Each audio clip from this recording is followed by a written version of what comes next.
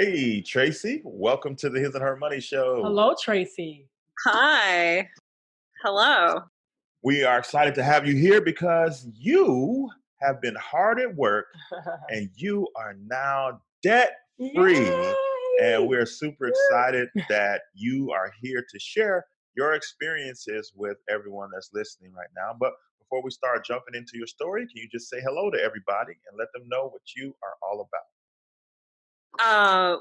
So hello everyone, and I'm Tracy, and I am a freelance photographer. So I'm 100% self-employed, and I paid off my debt while I was self-employed, and which was hard, and but also is now very rewarding. Uh, I don't know. There's not a whole lot else to say. I live in Philadelphia. That's pretty much it. I'm single. My boyfriend is extremely supportive, but I did all of the debt repayment on my own with his support. But his moral and his moral support. Awesome, awesome. Well, tell everybody how much debt it was in total. How long did it take you to pay it off, and what type of debt was it?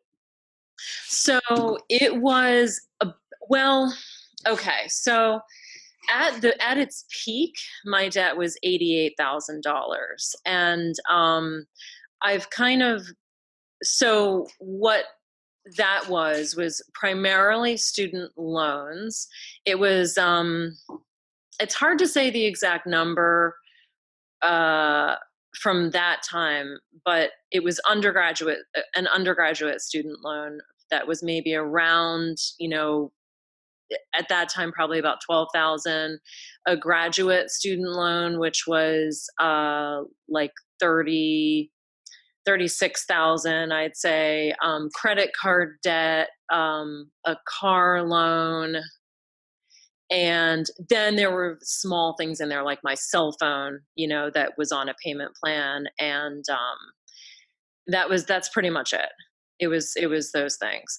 But then I didn't really get I knew I wanted to pay off my debt, but and I had actually been working at paying off my debt for like the last 10 years. But what I noticed about a little over a year ago, like maybe 15, 16 months ago, was that, well, now I guess it's been longer actually, but it was around, July or August of last year, 2018.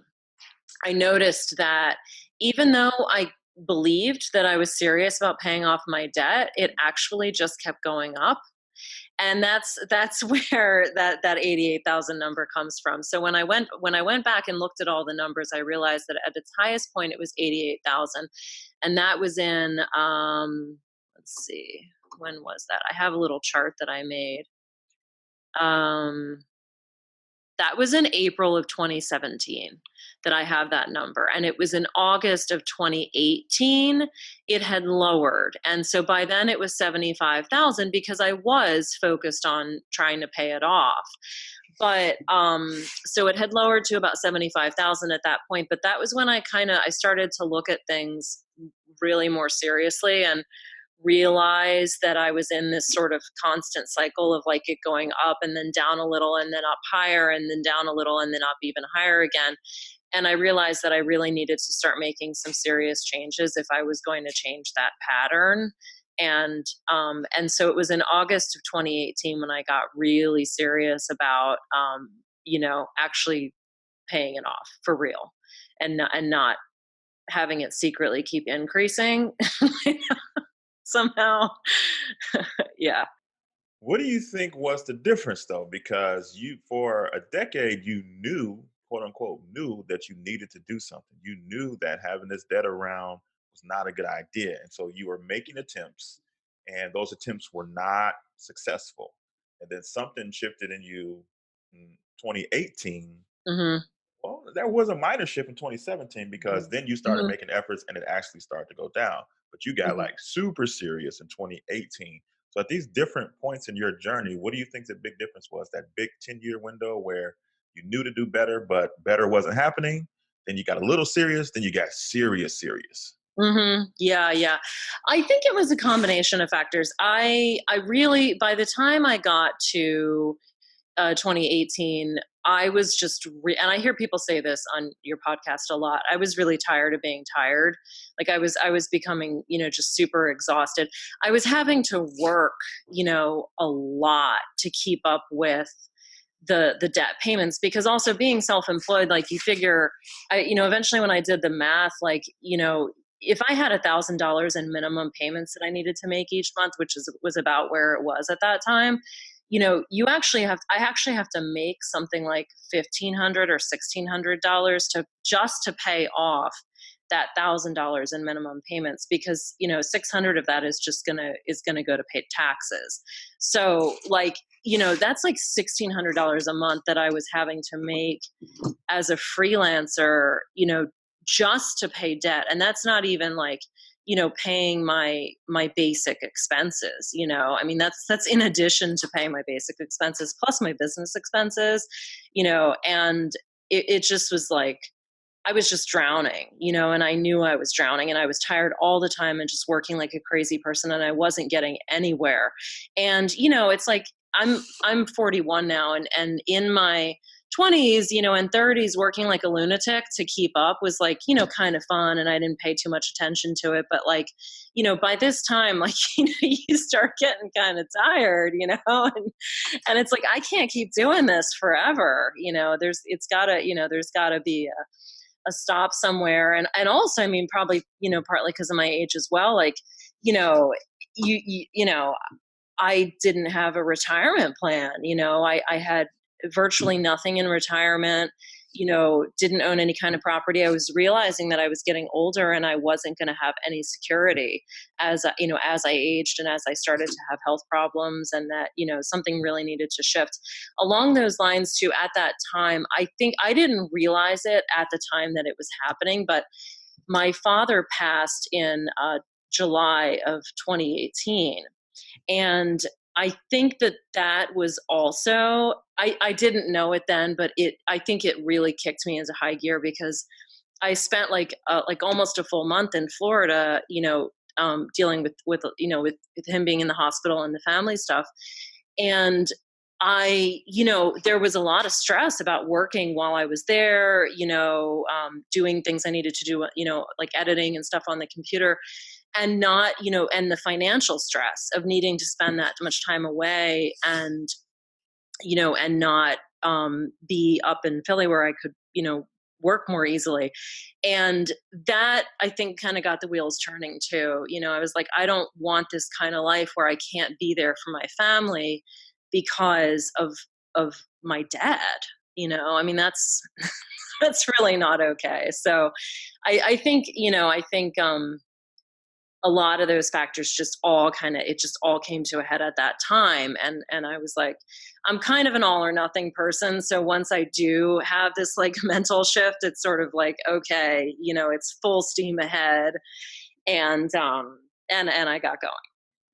Awesome. So what were like some of the first steps that you took? I mean, you were self-employed, and you were already having to work a lot to try to catch up. So what was your process? How did you do this?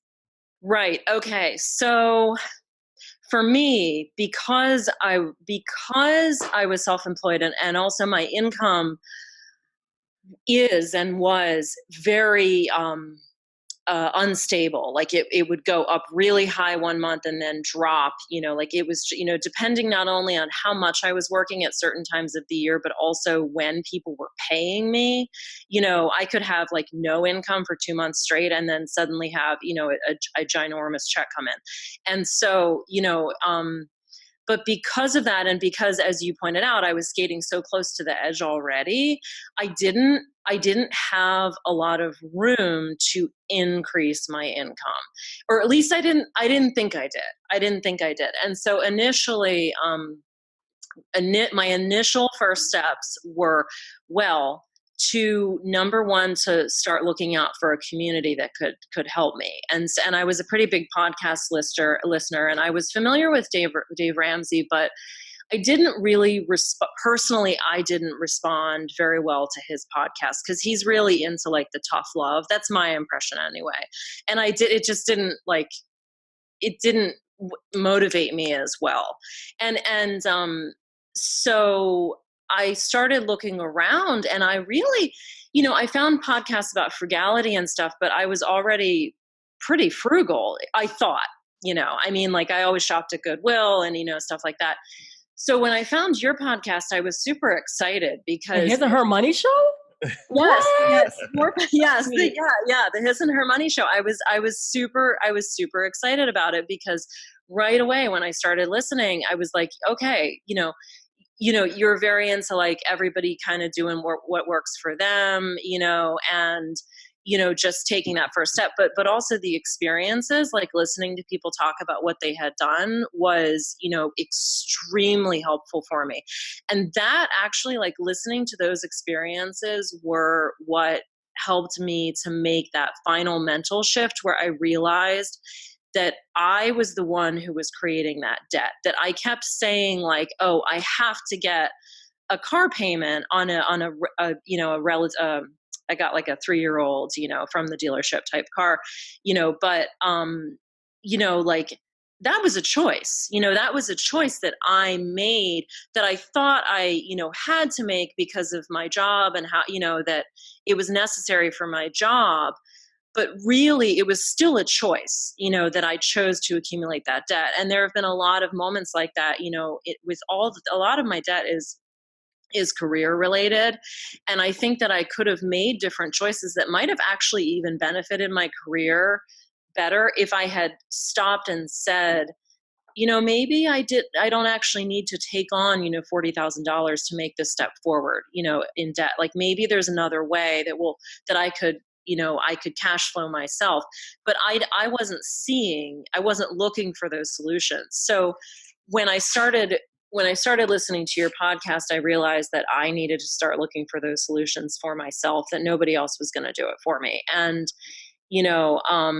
so I started cutting my expenses very, very dramatically. And I didn't think I could at that time. Like I thought it was impossible, but I was listening to the His and Her Money Show and I was hearing these people tell stories and it took time and it was hard to do. Like every single thing that I cut an expense for was difficult for me to do because most things, not everyone. Like at one point we canceled Netflix, which like, probably sounds crazy, but I was looking for like every single dollar I could possibly drum up anywhere. And so that was easy, to cancel Netflix. But like the first debt I paid off was the phone debt because I wanted to transfer to a cheaper phone plan. But I needed to go through the whole process of, paying off the phone for a few $100s and then, getting like it unlocked and then, getting the codes to transfer to a different plan. And then when I transferred to the different plan, there was this huge issue and I had no phone for like a week. And, it was, which is a problem when you're a freelance photographer and people need to call you for work, and, but so like I slashed my phone plan. We canceled Netflix. My boyfriend agreed to do it. I considered selling my car. I actually ended up deciding not to do it, but I decided I'm going to sell my car. So that's the first step I'm going to work on. I'm going to get rid of it. I'm going to get out from under it. Things didn't work out that way in the end, but I made that sort of like choice. I'm going to do what I got to do to get out of this. I stopped driving toll roads. Like I started only taking non-toll roads so I wouldn't have to like shell that money, doing everything we could to reduce our grocery bill. We changed our electric, where our electric was coming from, with our, you can do that in PA. You can choose like between different providers for your electric company. And so we chose a provider that was actually significant savings. my boyfriend and I started actually splitting some of the expenses that we had both been carrying separately. He's also a photographer. So like there were certain expenses that we had been carrying separately that we realized we didn't actually need to carry separately. We could combine our accounts and just, cut it in half. So there were just like these little, these, some things were bigger. Oh, I had a studio space at the time, and I decided to stop having the studio space. So that was, I thought it was a necessity, but it wasn't. And so I got rid of that, and I stopped having that bill. So there were just so I started slashing expenses everywhere I possibly could, and that was initially how I started it. At that time, I also, because I was going into the winter, I experienced a really dramatic drop in income. And I actually was only able to pay like probably an extra $25, $50, $75 each month on my debt above the minimum payments, even after cutting all of those expenses, because I was just barely getting by. So that was tough, that was really tough. And but in listening to your podcast, I heard people who were telling similar stories, and I was like, all right, I just got to keep going. Just got to keep putting one foot in front of the other. That's Oh amazing. man, I love it. It's like the phrase "death by a thousand cuts," and that's Yep, how you Yeah. killed your yep, debt, was yep. by a Yeah. thousand Yeah. cuts. Yep. And Yeah. she did not look at, the extra 25, 50, $75 like it was nothing. It was still something that could go towards the debt. And that's what we tell you guys all of the time. Don't look at, a lot of you guys are, some of you all are actually looking like your income and saying, well, I need to make more money. Work with what you have now. And then as you continue to grow and you continue to pay off debt, you'll find other ways to bring in more income and to knock out debt. Mm-hmm. So, as a self-employed, and I think that's an aspect that doesn't need to be overlooked. It's one thing to be I agree. self-employed. It's another thing. The business that you run is Yep. violently up and down, has these Mhm. massive swings. Yep. And so, for you talked about, like, 2 months could go by without income. Like, how did you approach the payment process? One, in your personal finance, and then two, in your debt payoff. Like, how did you, when money came, how did you say, okay, I'm going to handle this and this, and then wait? You like, how did you, money come in, money go out? How And did did you you? do like the debt snowball? How did you attack that debt? Yeah. So I did do the debt snowball. Did I? Yeah, I did do the debt snowball. The truth is, it was really tough. Budgeting was very difficult for me because of the dramatic changes in my income from month to month. So I did keep. I had for a long time, and I continue to keep a record of what I anticipate coming in each month. So I kind of have like a projection going on. So I know, what I've worked, when I expect that to be paid. I mean, I guess this is basic, like, business acumen, when I expect that to pay, and so I have a general picture of what I think is going to be coming in each month. And so if I knew, for instance, that in January and February, it was looking pretty vacant and I wasn't expecting much money to be coming in, I knew that, based on what my budget was, that I couldn't pay as much as I might want to on debt in December, because I needed to save that money to cover me in January and February. So I kept and continue to keep a projection like that now is at least a year out. So I have a good concept, and I put in like kind of tentative numbers that tend to be lower on the spectrum. Like, if last minute assignments come in, it'll probably be around 1,500. It might be this much, it might be that much, depending on the month. So I kind of put that into my projections. But if it's only if it's only 2 or 3 months out, and that work isn't starting to materialize, I would, kind of pull back on how much I was paying off to sort of, keep it, careful. But I think really that, like, I think anybody who's self-employed, and I'm sure you two know this, it's it's very personal, I think, how you handle it and what you decide you're comfortable with. Like, it's kind of like being self-employed in the first place. Like, you're sort of just out there, like on the frontier, like, I don't know what I'm doing. How did I get into this? Because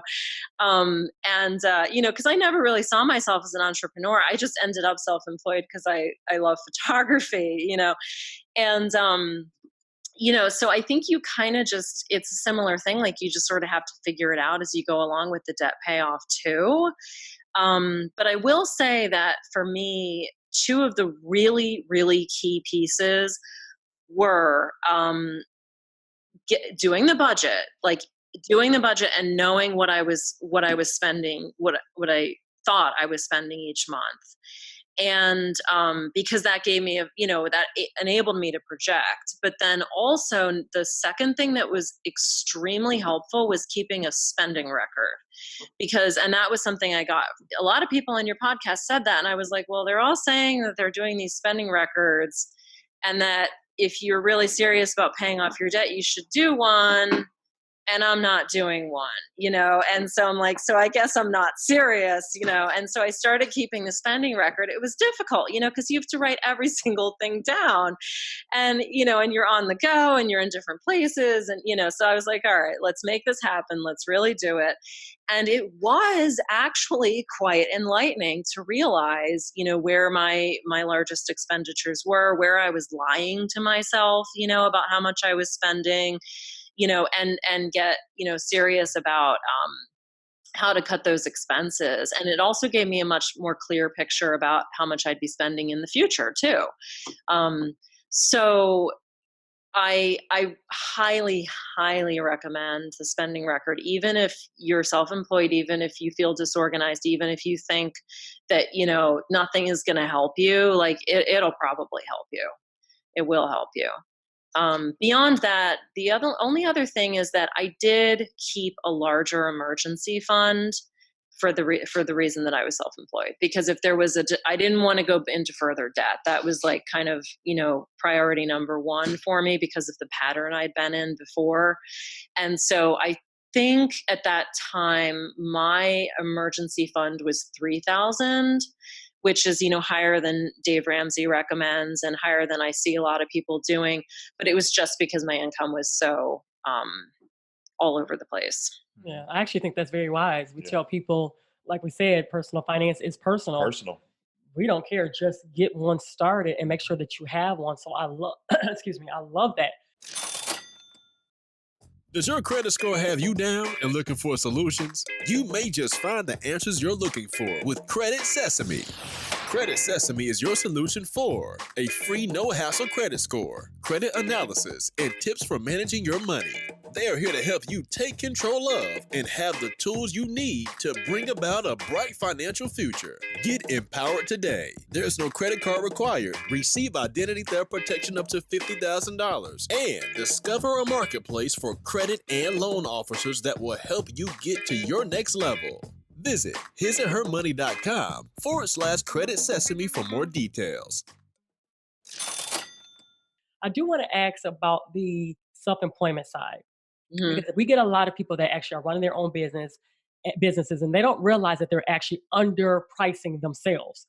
So did you take any techniques in that area? Because now here it is, you're paying off debt. You're looking at all the numbers now, including the numbers of how much you're charging a client. Did you adjust your pricing? Did you change in that area as well?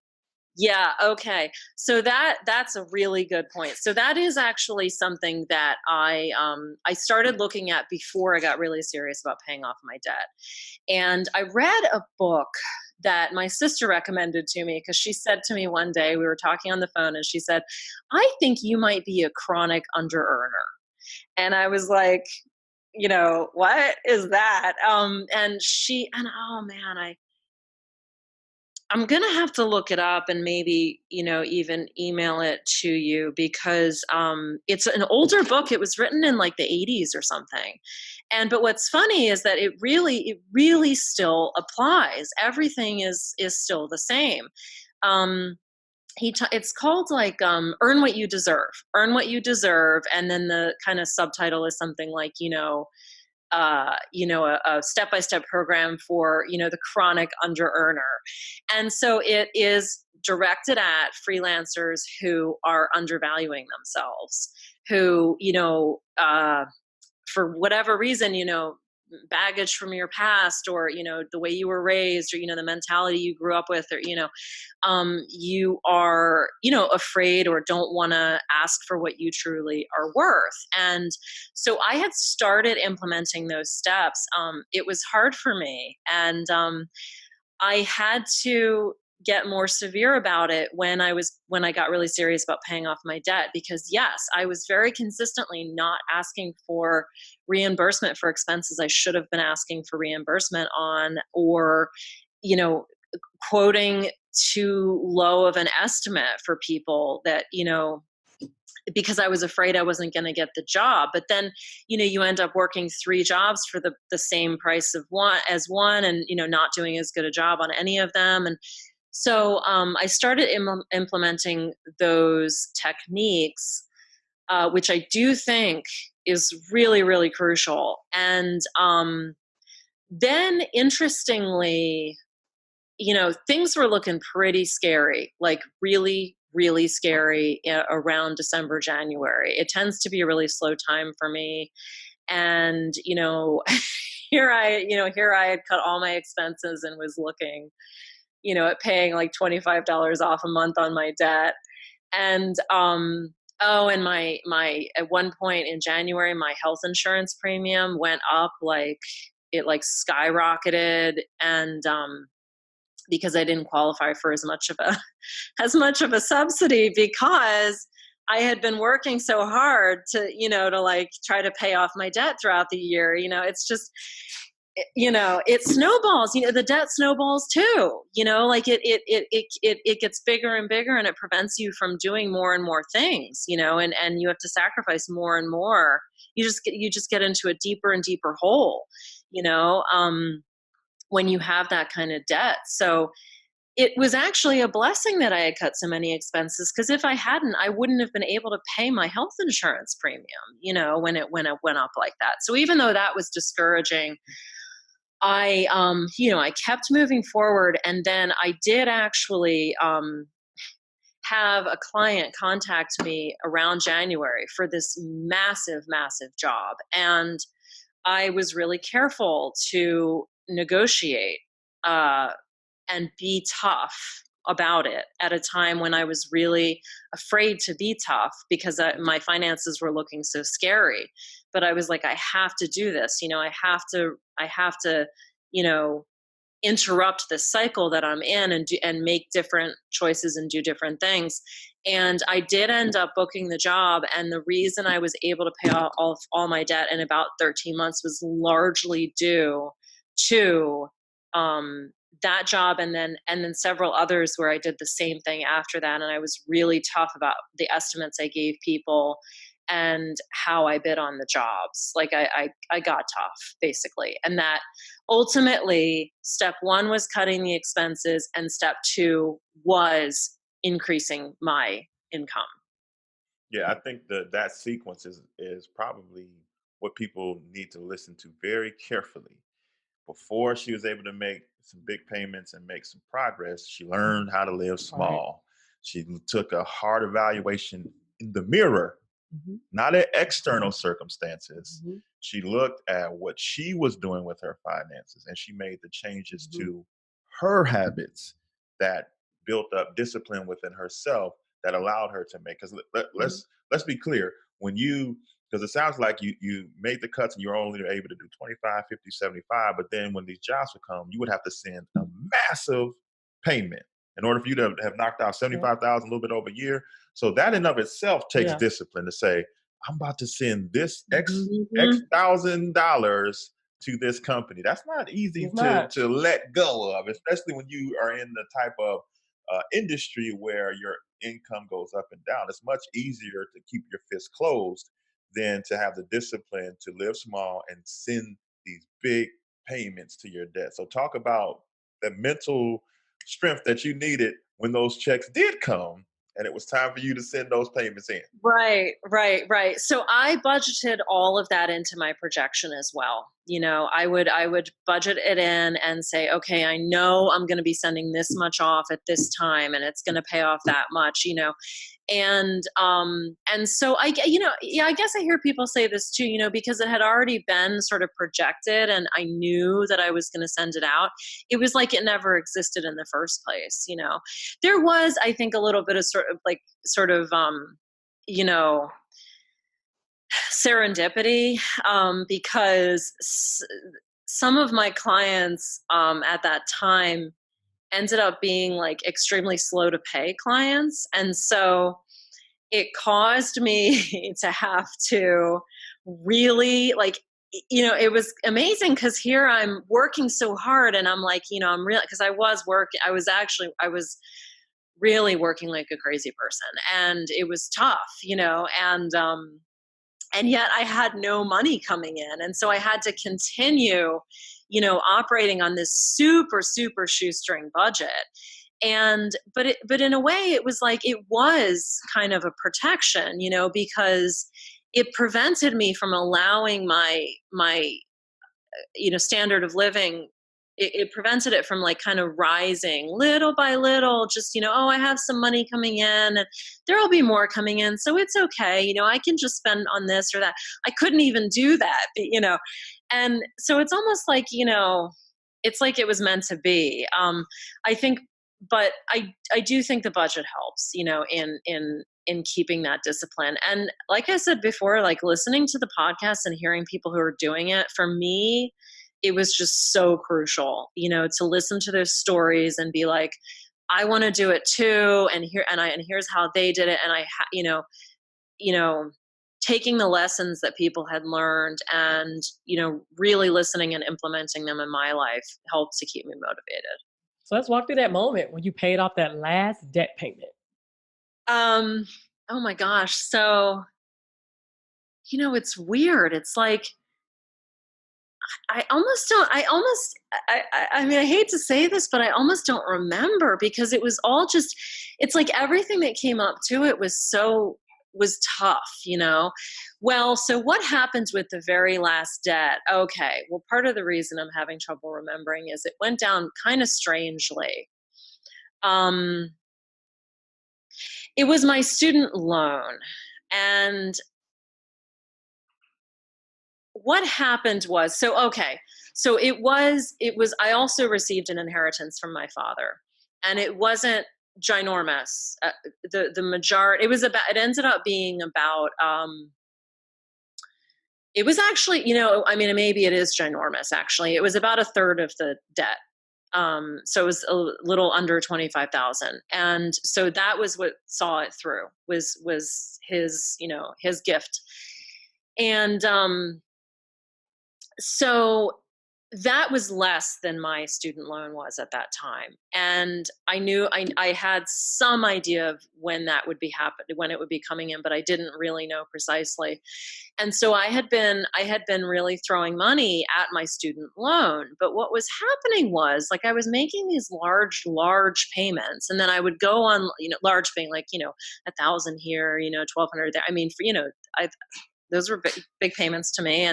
And so I would go online, like 2-3 days after having made the payment, and it would like not really show, like you couldn't see it there. And I would go through all the different pages that they had explaining what my balance was and, what, how much I had paid and how much interest it did and how much principal. And I did the thing where I sent them the letter that said, like, please, have it go to the principal on this loan first, and then the principal to this loan on second. And I did all that, but it was just it was not transparent. The process with the student loan, they never actually told me at any point, nowhere on the website did it actually show how much money I had paid and where those dollars were going. And it really sketched me out, honestly. Like I just didn't like it. It bothered me. I liked seeing that balance, go down in a way that I understood, that was quantifiable for me. And so I ended up And I know this sounds kind of insane, but the whole do it, your own way thing. I actually, I took a very large, sort of like a cash advance. I transferred the balance effectively from the student loan to my credit card, or I had the credit card give me money, and then I paid the whole student loan off with my father's gift and with the credit card money. I just paid it all off in one huge chunk. And I thought that I was going to have this credit card balance of, like, I don't know what the difference was, like $15,000 or something for the next, like, year. I thought it was going to take me that long to pay it off. And I had some unexpected work come through. And then I took a look at my emergency fund and my other savings funds. And I was like, you know what? Like, I have been in this cycle of debt for, like, since I graduated undergraduate. Like, it has never ended. I want it to end. So I just took every single penny from every single savings account and everything I could come up with. I did leave a little. I left a little as an emergency fund. I did leave some, and that new job, and I just threw everything at it. And it's kind of hazy what happens after that. I wish I could say that, like, I did. I felt really, really good. I felt really good. Like, I was like, I couldn't wait for my boyfriend to come home to tell him, like, I did it. I hit the button, I said paid, and then I checked like 2 days later to see if it had gone through, and it had, and then everything was a zero, which is a nice feeling. Like, you look up your different balances just for fun, and they're all zero. Like, that's really, really great. It was hard to believe that it was over, but I will say too that, I think it was a little anticlimactic for me being self-employed, because then you're like, okay, so where's the next check coming from? I don't really know. I think I know, but it was different. I think it's different, like, a little bit sometimes, there's this, I don't know, my experience was just a little bit different. It's still a great You experience. still I got love the it. big Yes, I love You're it. still debt free Yes. at the end of it all. And I think that's incredible. What's next? What do you got as your big lofty goal now that you have accomplished debt freedom? Well, really, the debt freedom truthfully was just the first step in, like, overall financial security. I really want to be financially secure. That feeling of stress, that has sort of been ever present in my life for a long time, with regard to money and making enough money. I just want it to be gone, completely gone, and so I'm following the baby steps, so right now I'm working on getting my emergency fund. I would like it to be a 12-month emergency fund, together. And we are looking at buying a house. So I think the next thing after that is going to be, just destroying the mortgage as quickly as we can.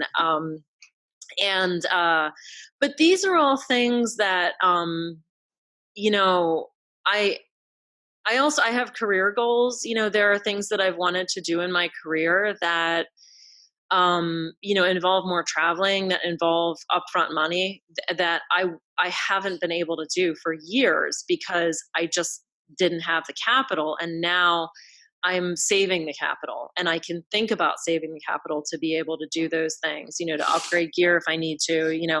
There are a lot of things I put on the back burner to do with my career that I can finally start to work forward on now because of that very first step of having paid off the debt. And it doesn't always feel like it, because I am still really focused on, building the emergency fund and saving the money for, photography stuff. But it has really changed the landscape of my career and my life. It's a really big deal. I'm going into that same very slow period now with, a much larger emergency fund and no minimum debt payments to make, and we're actually able to talk about buying a house at a time like this, like really, I mean, I can't, that's just completely different from the place that I was in, 15, 16 months ago. So it's just a very big deal. Well, we're proud of you, Tracy. I Absolutely. mean, gee, 75,000 and over just a little bit over a Yeah. year, Great. self-employed, fluctuating income, Yes. you still made it happen. So proud of And you. we are so glad that you did. And we thank you so much for being willing to share your story with the audience today. Thank you. It's always great to listen to a viewer of ours, and to see how our show has impacted your life. So thank you so much for coming on and sharing your story.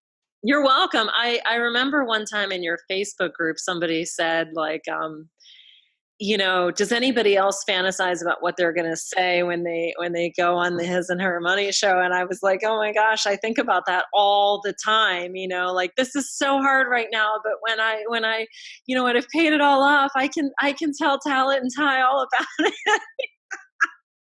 You And you did it. have the just Well, went. You did it. Thank you. So thank you so much for what you two do. I mean, I think you really are. You're impacting a lot of people's lives in a very positive way, and I mean, it's that's a really big deal. Like, so thank you very much. Thank you.